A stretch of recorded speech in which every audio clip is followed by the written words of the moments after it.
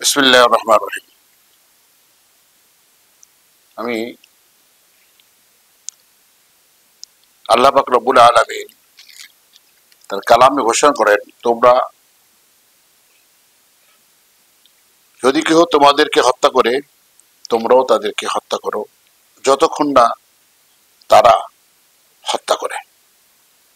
তোমরা যুদ্ধ করো যতক্ষণ না ফিতনা নির্মূল হয়, ইত্যাদি ইত্যাদি ভাবে অনেক আয়াত আল্লাহ পাক রব্বুল আলামিন পবিত্র কোরআনে এই যুদ্ধ এবং জিহাদ সম্পর্কে বর্ণনা করেছেন।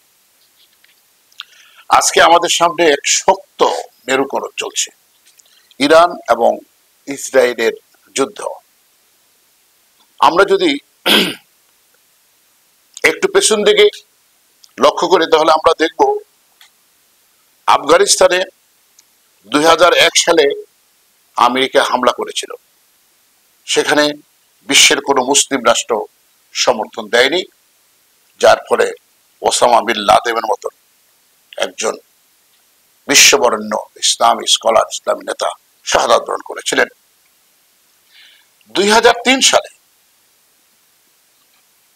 যখন নাকি আমেরিকা দেখলো মুসলিম বিশ্বকে হামলা করলে কেউ সেখানে সহযোগিতা করতে আসে না, তোর সে সুযোগ পেয়ে গেল একটু অগ্রসর হয়ে আফগানিস্তান থেকে আরেকটু শক্তিশালী রাষ্ট্র ইরাকের উপর হামলা করলো।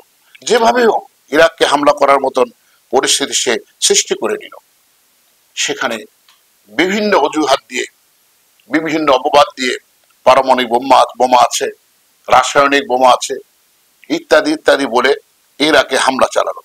2003 সালে ইরাককে হামলার পরে সাদ্দাম হোসেন শাহাদাত বরণ করলেন। এরপরে আবার শুরু করলেন 2011 সালে আমেরিকা শুরু করলেন লিবিয়াতে হামলা করলেন। লিবিয়াকে তখন বিশ্বের কোনো মুসলিম রাষ্ট্র সহযোগিতা করেনি, যার ফলে লিবিয়া ধ্বংস হয়ে গেল এবং গাদ্দাফির মতন একজন বিশ্ববরেণ্য মুসলিম নেতা শাহাদাত বরণ করলেন এবং সেই লিবিয়াকে খণ্ড বিখণ্ড করে ফেললেন। ঠিক অনুরূপ ভাবে 2011 সালে আবারও আমেরিকা আরব বসন্তের নামে মিশরকে ছারখার করে ফেললেন।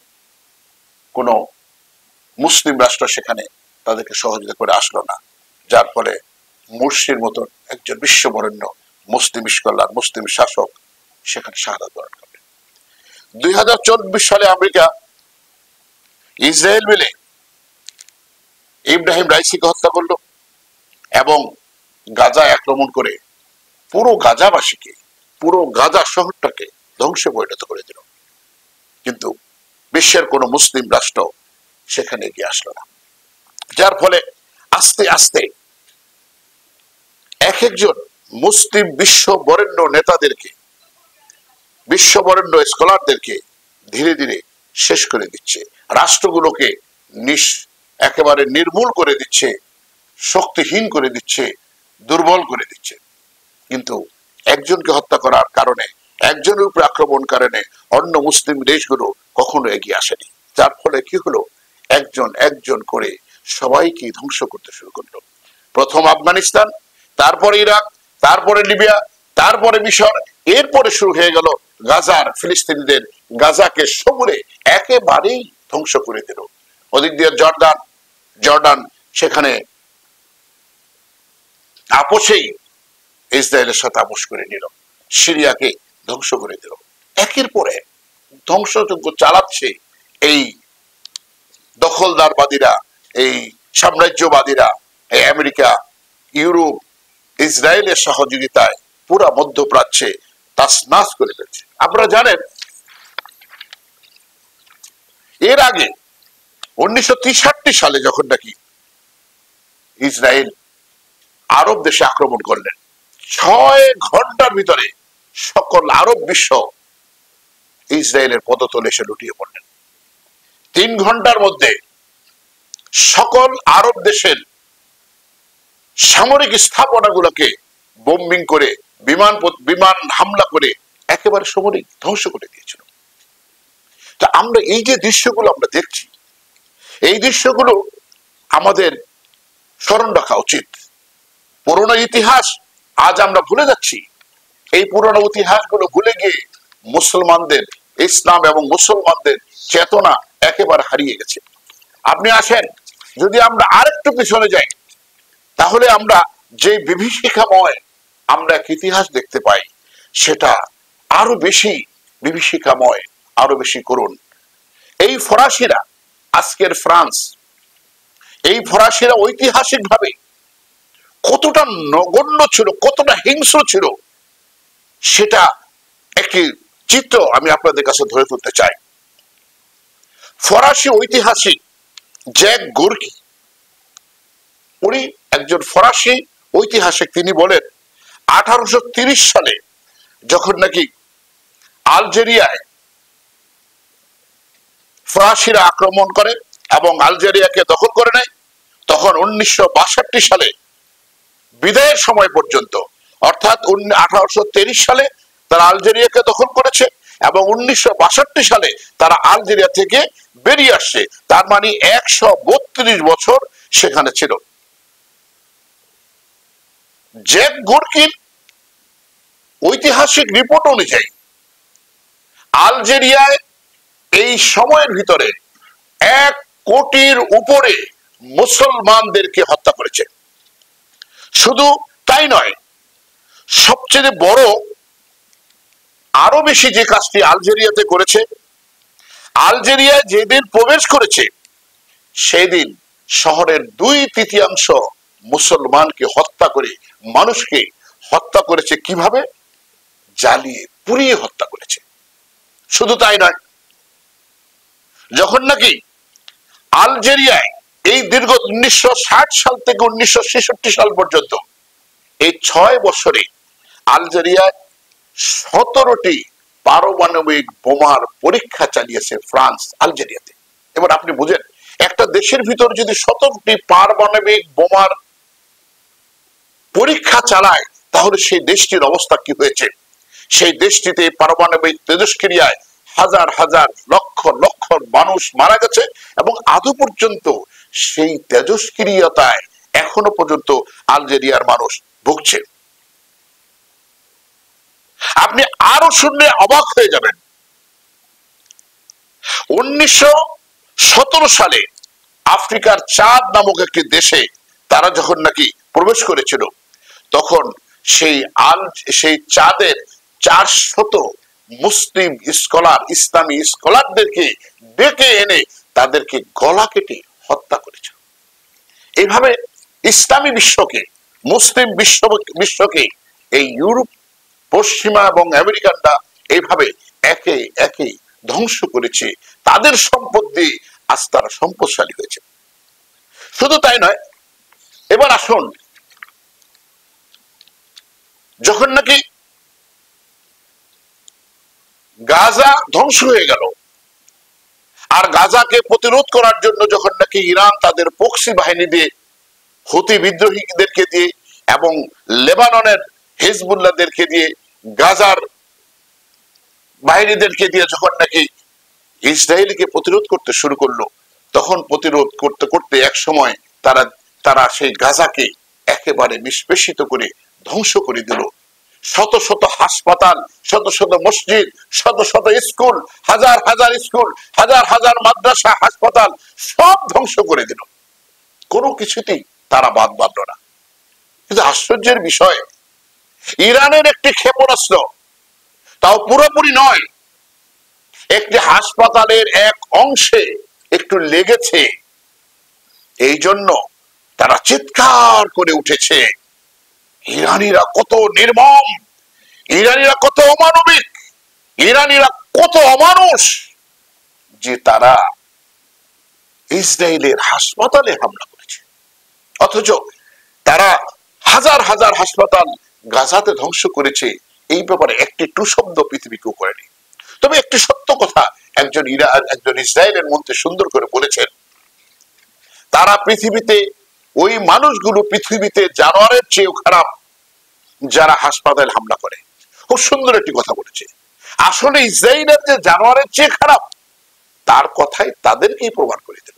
তারা যেহেতু হাজার হাজার হাসপাতাল ধ্বংস করেছে, হাজার হাজার লক্ষ লক্ষ সেখানে রোগীদেরকে আহত করেছে, হাজার হাজার রোগীদেরকে হত্যা করেছে, এটা তারাই প্রমাণ করে যে তারাই জানোয়ারের চেয়েও বেশি খারাপ। এবার আসুন, বর্তমান যে ইরান আর ইসরায়েলের যুদ্ধ হচ্ছে, এখানে কি ঘটবে আমরা আসি একটা পর্যালোচনায়। ইরানের যদি পতন হয় তাহলে কি হবে? ইরানের যদি পতন হয় তাহলে কি হবে? আপনার ইরানের ইতিহাস হলো যতদিন পর্যন্ত মুসলমানরা ইরানকে বিজয় করেনি, এর আগ পর্যন্ত ইরানকে কেউ পরাজিত করতে পারেনি, ইরানকে কেউ দখল করতে পারেনি। একমাত্র ইসলাম হযরত ওমর রাদিয়াল্লাহু তাআলা আনহুর যুগে তখন এই ইরানকে বিজয়ী করেছিল। কিন্তু আজকে এরপরে আজ পর্যন্ত কোন শক্তি ইরানকে পরাজিত করতে পারেনি, এর আগেও কেউ পারেনি। এবার আসুন, যদি ইরান পরাজিত হয়, ইরানের যদি আজকে পতন ঘটে, তাহলে মুসলিম বিশ্বের কি দাঁড়াবে? আসলে কি ইরানের পারমাণবিক বোমা বানাচ্ছে এই জন্য কি ইরানকে হামলা করা হচ্ছে, নাকি এর পিছনে আরো কিছু আছে? আমি এর আগেও বলেছি, আবারও বলছি, এর পিছনে আরেকটি দৃশ্যপট আছে যেটা আমরা দেখি না, যেটা আমরা দেখছি আসলে মূল ঘটনা এটা না, কিন্তু আমরা যেটা দেখছি না এটা হলো মূল ঘটনা।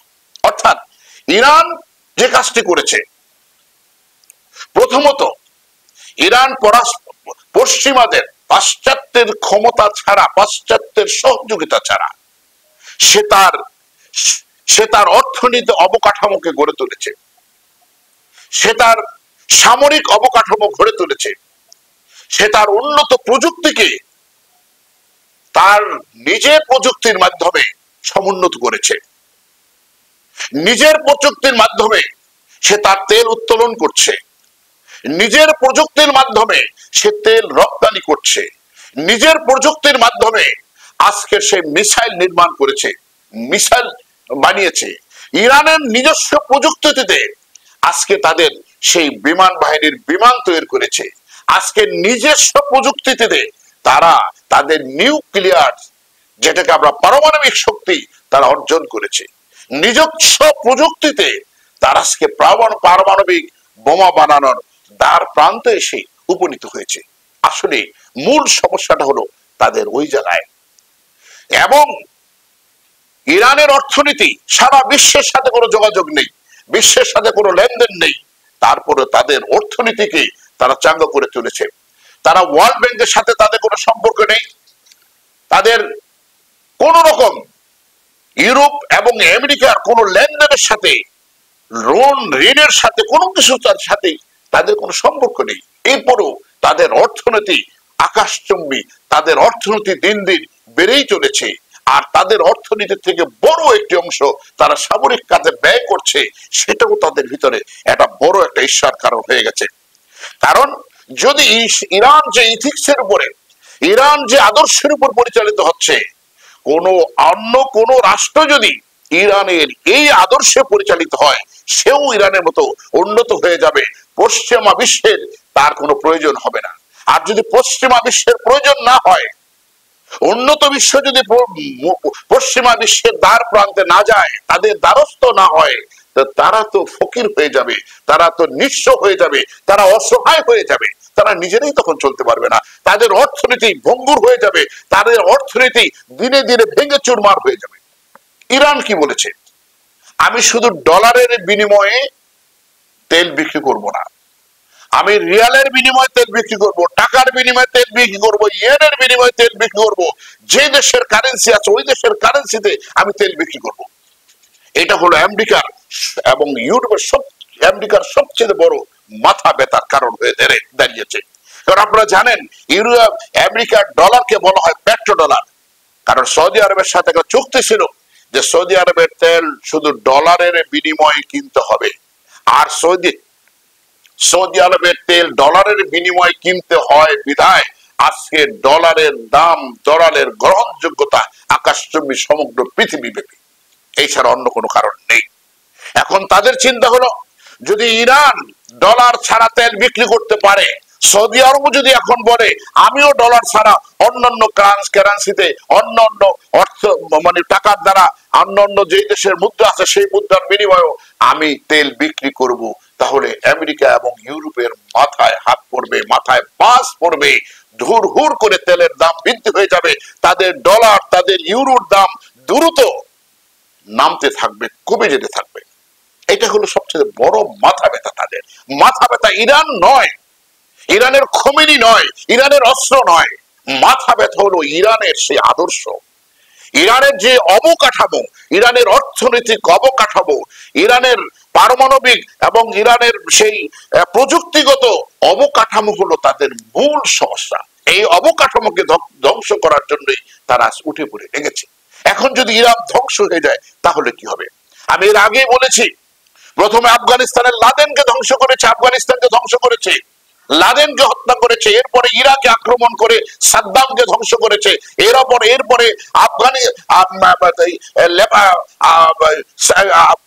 মুয়াম্মার গাদ্দাফিকে ধ্বংস করেছে, এরপরে ধ্বংস করেছে আপনার মিশরকে। একে একে যারা নাকি অর্থনৈতিক এবং মানে সামরিক ভাবে কিছু শক্তিশালী ছিল তাদেরকে সমূলে ধ্বংস করে দিয়েছে।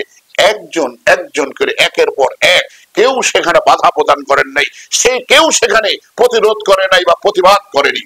কিন্তু আজকে ইরান যদি ধ্বংস হয়ে যায় তারপরে আর তাদেরকে প্রতিরোধ করার মতন দুনিয়াতে কোনো মুসলিম রাষ্ট্র আর থাকবে না। পাকিস্তান সে তো এক নস্যি, ভারত যদি ঠিক মতন আক্রমণ করে আর ইসরায়েল যদি আক্রমণ করে, ভারত তো সামান্য সময়ের মধ্যেই ধ্বংসপ্রাপ্ত হয়ে যাবে।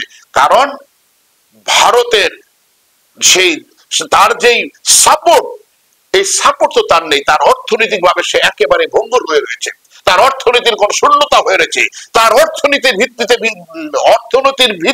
ভিতে দাঁড়িয়ে সে তার সমরাস্ত্রের যোগান সে দিতে পারবে না।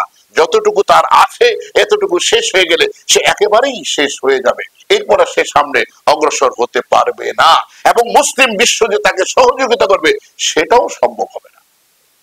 আজকে ইরান যদি ধ্বংস হয়ে যায় এরপরই পাকিস্তানের পালা আসবে সুনিশ্চিত, কারণ এটা সেই নেতানিয়াহু বহুত আগেই এটাকে ঘোষণা করে রেখেছেন।